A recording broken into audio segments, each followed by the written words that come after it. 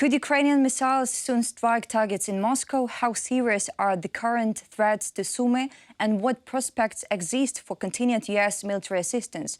Join us for an in-depth analysis of the evolving military situation and international support. Today we have a very special guest with us, Julian Röpcke, Bill's military correspondent. Julian, we're truly honored and grateful that you are here in Ukraine. It's a pleasure to welcome you, and we look forward to an insightful conversation.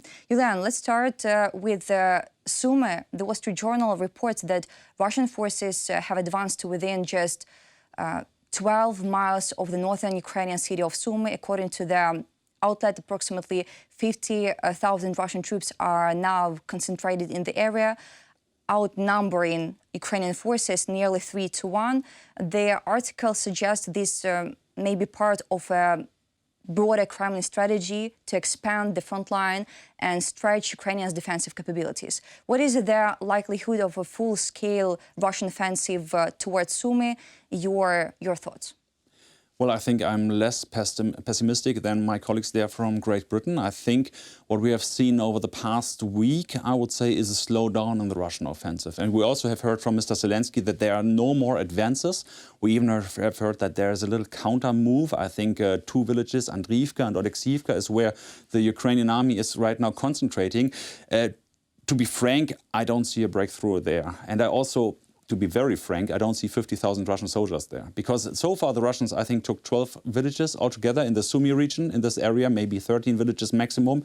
And from what I'm seeing is, and this is also what the Ukrainian intelligence is publicly confirming, they're not using many tanks. They are not using the Air Force in the way they do it in other areas, but mainly infantry. And so far, I think the Ukrainian army has been quite successfully, after first being pulled back or pushed back a little bit. As you said, it's 12 miles. I think that's 18 kilometers, but that's the situation we have there for, I think, almost a month. So the Russians are not really moving forward there. I think in this area, in Sumy area, different from southern Donetsk, by the way, I think the Ukrainian army is successfully at least slowing down the Russian offensive to a degree where it's barely visible that the Russians are advancing there right now. Of course, it could be that, because you were asking what is the idea there, it could be that Putin says, yes, we really want this big buffer zone, as he calls it, so he wants to occupy more areas, border areas of Ukraine.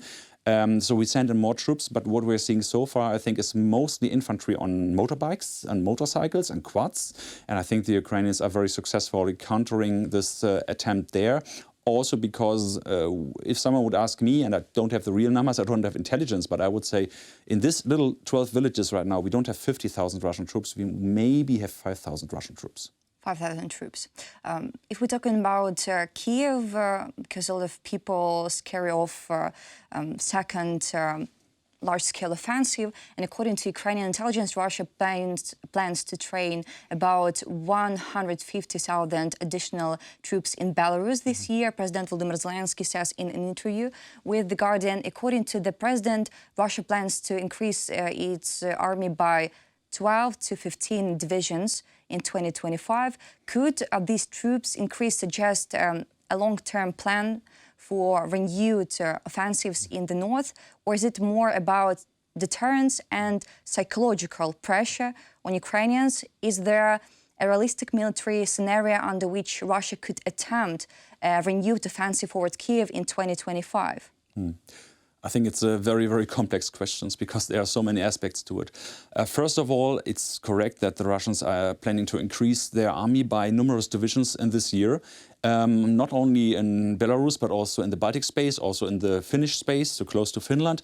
And the only one stopping them so far is Ukraine, because Ukraine is the one killing and wounding so many Russian soldiers that they cannot fulfill their aims so far. So that's the first thing. So it's not a big surprise that Russia is building new divisions. The question is, where are they being built up? As you said, and as Mr. Zelensky said, if it's really a build-up in Belarus, I think that's a matter of concern, because we have seen 40 months ago what happens when Russia builds up forces in Belarus. They have no problem with using these forces to invade another country, in this case attacking Kiev region and the surrounding areas from the north, which was, I think, a surprise to some, but not to those who had a look at what's happening there. So I think you will see very much in time if Russia prepares another ground incursion from Belarus. It's not visible right now. Also, Mr. Zelensky, I think, has no evidence that, you remember, they were having thousands of troops there. They were building this field hospitals. Everyone was asking, like, what do you need a field hospital for if you have just a maneuver, just a drill there? And everyone with an idea of the situation back then, I would say from December 21 to January or early February 22, knew that this is preparation for a real war. And it was visible on all satellite images. It was really visible to everyone who wanted to see this. Some European leaders, unfortunately, didn't want to see this, like Germany. They provided helmets, but no weapons, because they said it's just a bluff. I think this, again, makes it concerning. If Russia is building up forces in Belarus, at the same time, it's, I think, visible from space and visible from many other sources before it happens. And I mean, not only days before it happens, but months before it happens. If Russia is deploying new forces to Belarus, and I think that's possible, it could also be because of Zapad, which is happening there.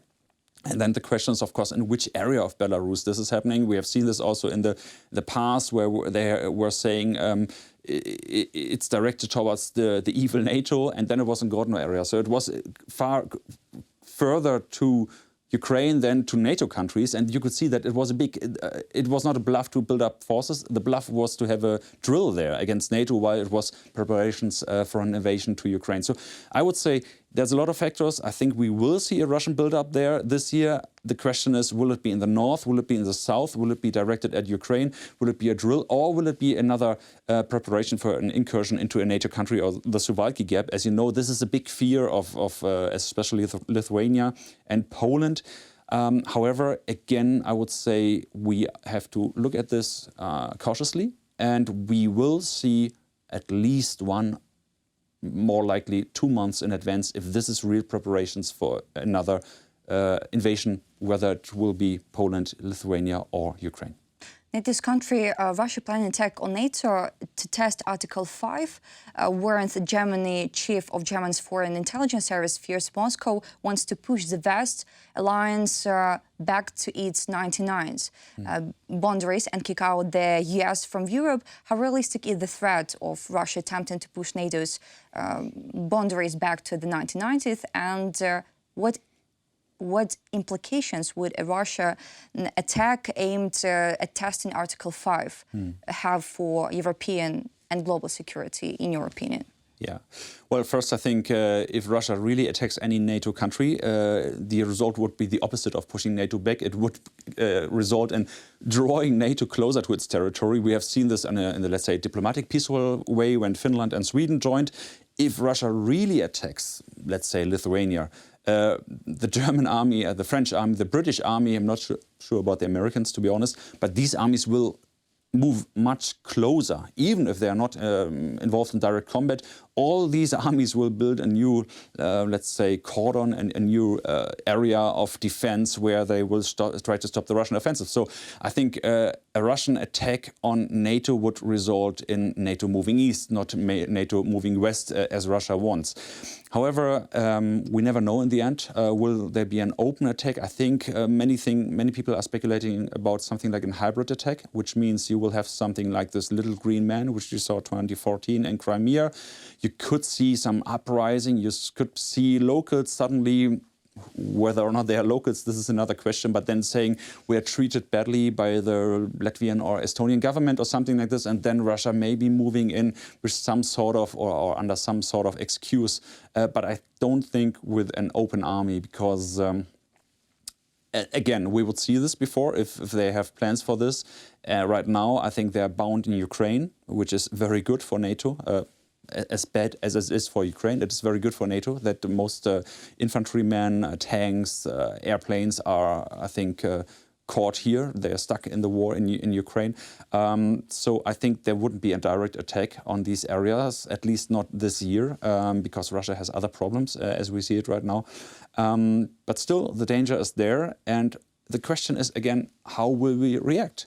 If we react like let's say the Ukrainian government, which was very weak in 2014 after the revolution, reacted to Crimea, which means they did not react to it, then I think this would be our biggest mistakes. If there is any little green man appearing and just taking some little villages or some towns in Latvia, Lithuania or Estonia, and we do not react to it forcefully, I think this would be the Russian sign for, this would be the green light for going much further and much more aggression.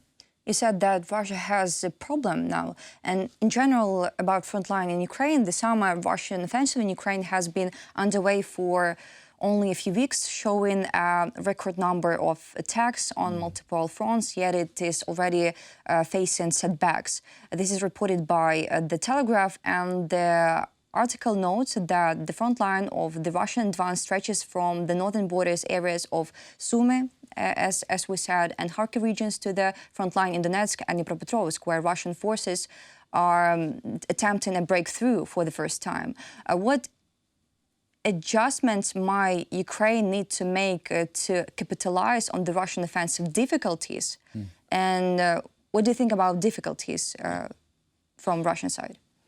Yeah, so first I think it's already summer. So if we are already seeing the summer offensive, as you rightfully say, and at the same time Russia has not been very successful during the summer offensive, I would say altogether, because we are again in the fourth year of the war. Some people expected, as also some Ukrainian channels, and not channels, but politicians predicted, that there will be tens of thousands, 50,000, 100,000, 150,000 soldiers. They are not there. It is not a big offensive. 150,000 soldiers would be the number we saw in February 22, on the first day. You would see them.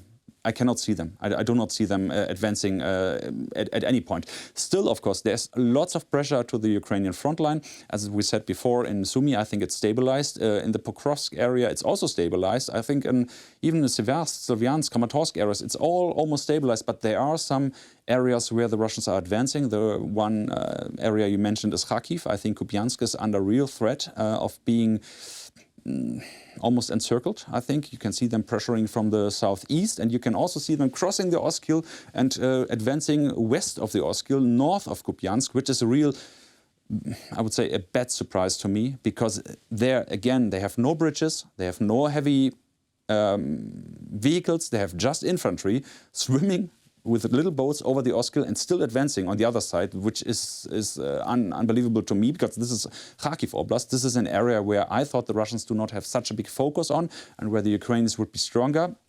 We will see what happens there. And the other area, of course, is Velika Novosilka in the south, or Kurakhove area in the widest sense. But right now, unfortunately, I think the front line moved 60 kilometers west of Kurakhove already. So it's really hard to still speak of Kurakhove area, although Ukrainian soldiers I meet, they're talking about Kurakhove area, but in reality, this is the Dnipropetrovsk Oblast area, the border area. You can see there very much that they are, like every 2 days, capturing one little village. We have seen this in Tsirka, in Zaporizhia village, in all these little areas there close. Novoukrayinka, I think, was another one. I hope, right now, I don't know, but I hope it's still under Ukrainian control.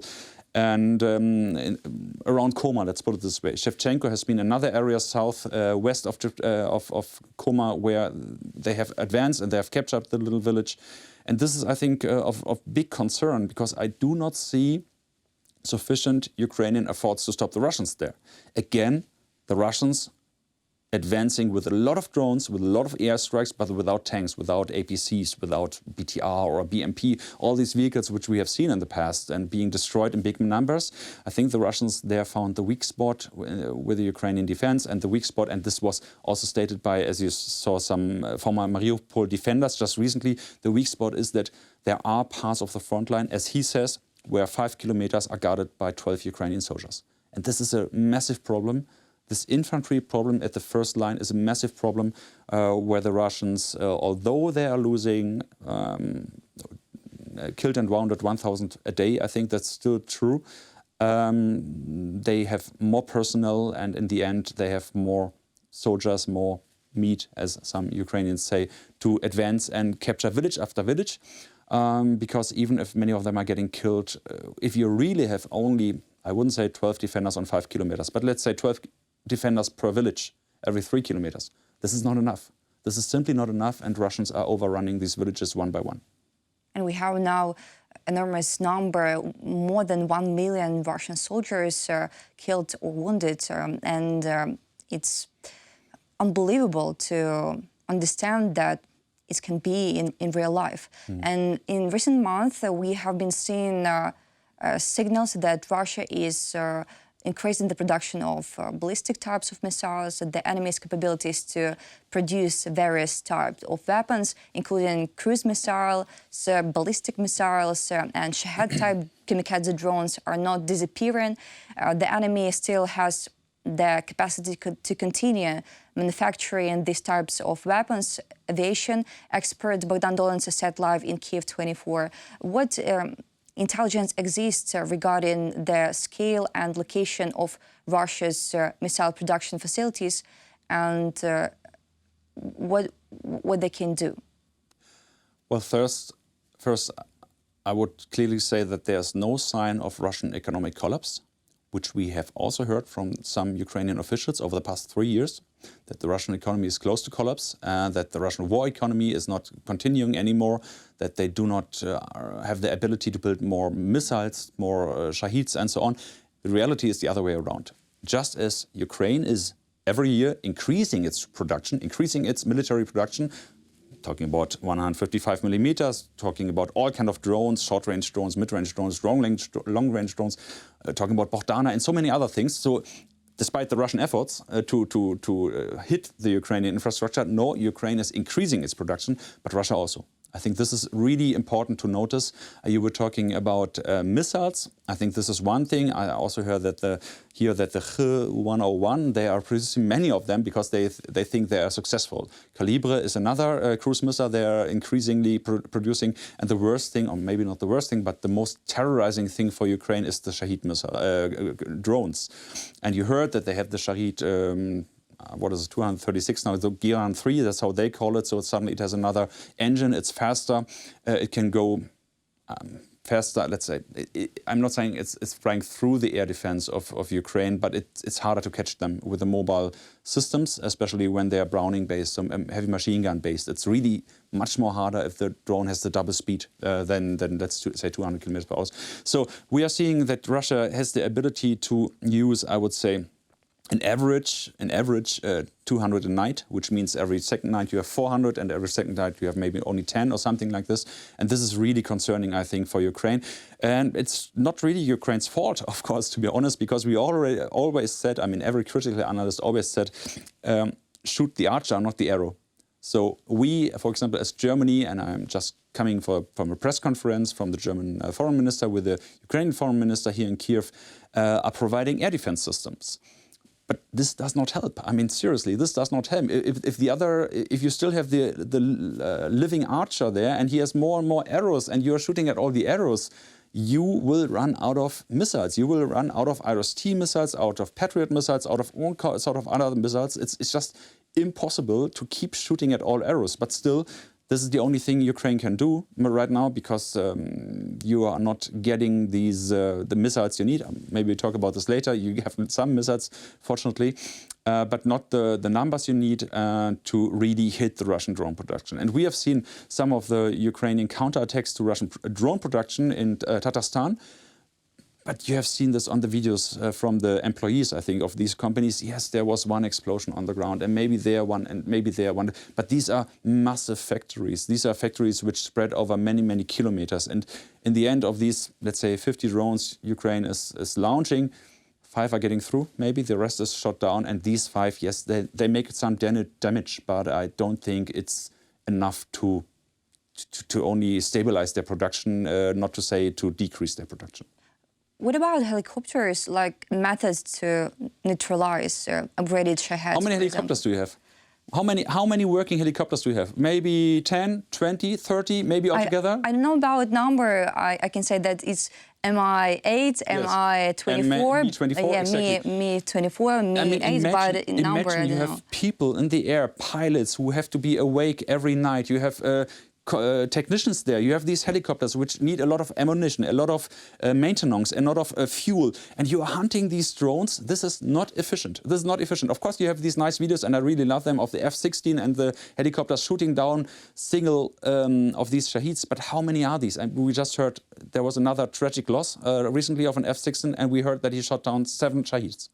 If this is true, 7 Shahids, how much is this? This is one 2% of the Shaheeds which were shot this night. So even if all of them work together and they manage to shoot down 75%, let's say, so this means 300 a night. It's an amazing thing. No other European country could.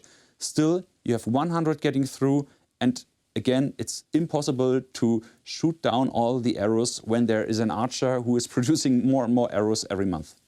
About aircraft, but Russian aircraft, Ukraine strike a Russian tactical aviation airbase in the Volgograd region, targeting Su-34 fighter jets and aircraft maintenance facilities. Preliminary reports indicate that 4 Su-34 aircraft and the technical maintenance section, where various combat aircraft undergo servicing and repairs, were hit. How does this operation reflect Ukrainians' evolving strike capabilities and strategic targeting priorities? How have recent Ukrainian strikes affected the operational readiness of Russian tactical aviation, for example? Yeah.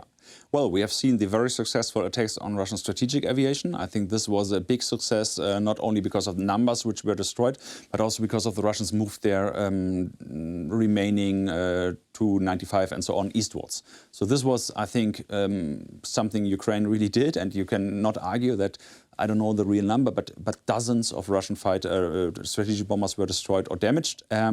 Still, the attacks didn't stop. You see this every night. We still, not every night, but every second, every third night, we still hear that they are rising over the not the Black Sea, but what's the name of the sea there? Azov Sea. Yeah, the Azov Sea and east of it, so bordering also Azerbaijan, this area. Yeah, Caspian Sea, exactly. Yeah. Thank you very much.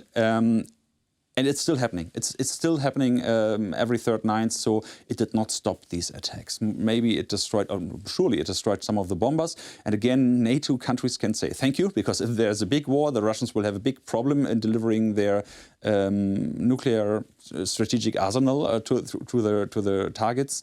But for Ukraine, this hasn't been a game changer so far. Still, these airfields were attacked, and right now I also saw the satellite images. I think it's no questions that several Su-34 were destroyed there. And of course, every one of them is a success for the Ukrainian defense. But the question is always, is this an operational success, a tactical success, or a strategic success? I would say altogether you are on a tactical level. So you are hitting them, you are hurting them, it's not good for them, but we are not seeing them coming to a point where they would have to decrease their attacks on Ukraine so far. But still, of course, it's interesting what they hit there. It's also interesting that we saw some craters there, which indicates new weapons might have been used. So I think that's a step forward for the Ukrainian army. You said about a game changer.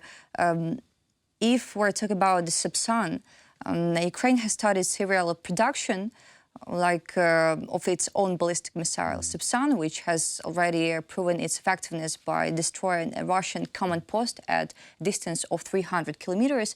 How does the introduction of the Sapsan ballistic missile change Ukrainian strategic deterrence and strike capabilities? And should Moscow be ready for attack? Again, very complex. I think these two questions belong together because there are at least rumors that the Sapsan was used to target this airfield. Again, every cruise missile which is faster than a, let's say, Luty or Bas drone, I think is a success for Ukraine, because these drones, just as the Russian drones are easy to shoot down, the Ukrainian drones, which are propeller powered, are also quite easy to shoot down. Of course, it's something good, and it's something Ukraine does. But the question is, again, scale. How many do you produce? I've read of the Sapsan, I think, first time in June last year, when Mr. Zelensky first time said, we have this cruise missile and we are developing this. And now we are a year later, and maybe we saw them twice or 3 times being used. It's always the question, if you produce like 10 of them per month and use them, fine, okay, that's something. If you produce hundred of them per month, then maybe you could make a difference. So that's always the question. It's always nice to have so many different weapons, and you know that the Ukrainian army is speaking of their zoo of drones, which they now want to reduce to a certain number of working systems which are most effective. And I think the same is true for cruise missiles. It's good to have cruise missiles at all because Germany is not providing the Taurus. I think there are no more Storm Shadows and Scalp EG left, at least from the French and the British. Or not many left, let's put it this way. We don't see them used so often anymore. So every tactical ballistic missile or cruise missile from the Ukrainian side is something they can use. But the question is, again, how often can they use them? How many are shot down? And will the Russians just react by moving their fighter jets 300 kilometers behind the front, which then would mean they are out of range of these systems? So yeah, I think the production and development and production of cruise missiles from the Ukrainian side shows the innovativeness and the ability to adapt to a changing warfare landscape. But again, the question is, how many will we see? We also heard this about these seaborne missiles that Ukraine had these in the beginning of the war, and they tried to adapt them to be able to hit from land to land. But how many of these attacks do we see? It seems to me we see one attack per month where maybe 5 missiles are being used, which is good, but it's not enough. We hope that we will produce 100 Subson per month and maybe more. Julian, thank you so much for this interview. I need to say to our audience, to our friends, that Julian Röpcke, Bill's military correspondent, was with us today. Thank you so much for supporting Ukraine, for your thoughts, and see you later again in Ukraine. Guys, subscribe on our YouTube channel, comment below, and wish you all the best.